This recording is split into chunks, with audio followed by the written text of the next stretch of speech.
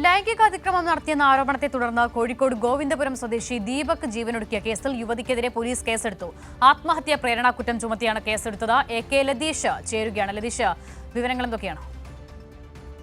അസിത, bus യാത്രക്കിടെ ലൈംഗികാതിക്രമം നടത്തിയെന്നാരോപിച്ച് ദൃശ്യങ്ങൾ പകർത്തി വീഡിയോ പ്രചരിപ്പിച്ച സംഭവത്തിലാണ് യുവതിക്കെതിരെ കേസെടുത്തിരിക്കുന്നത്. ആത്മഹത്യാ പ്രേരണ കുറ്റമാണ് മുൻ മുസ്ലിം ലീഗ് പഞ്ചായത്ത് അംഗമായ ഷിംജിത മുസ്തഫയ്ക്കെതിരെ ചുമത്തിയിരിക്കുന്നത്. ദീപകിന്റെ മരണം അന്വേഷിക്കുന്ന കോഴിക്കോട് മെഡിക്കൽ കോളേജ് പോലീസാണ് ഷിംജിതയ്ക്കെതിരെ ഇന്ന് വൈകിട്ടോടുകൂടി കേസെടുത്തത്. ദീപകിന്റെ കുടുംബം നൽകിയ പരാതിയിൽ യുവതിയുടെ മൊഴി പോലീസ് രേഖപ്പെടുത്തിയിരുന്നു. ഒപ്പം ദീപകിന്റെ അച്ഛൻ, അമ്മ, സുഹൃത്തുക്കൾ എന്നിവരിൽ നിന്നും മൊഴിയെടുത്തു. ഇനി ഒരാൾക്കും ഈ അവസ്ഥ വരരുതെന്നാണ് ദീപകിന്റെ അച്ഛൻ മാധ്യമപ്രവർത്തകരോടായി പറഞ്ഞത്. എന്തായാലും സംഭവത്തിൽ മനുഷ്യാവകാശ കമ്മീഷനും അന്വേഷണത്തിന് ഉത്തരവിട്ടിട്ടുണ്ട്. വിഷയം നോർത്ത് സോൺ DIG അന്വേഷിച്ച് ഒരാഴ്ചക്കകം റിപ്പോർട്ട് നൽകാനാണ് കമ്മീഷന്റെ ഉത്തരവിൽ പറയുന്നത്. ഞായറാഴ്ച രാവിലെയാണ് കോഴിക്കോട് ഗോവിന്ദപുരം സ്വദേശിയായ ദീപകിനെ വീടിനുള്ളിൽ തൂങ്ങി മരിച്ച നിലയിൽ കണ്ടെത്തിയത്.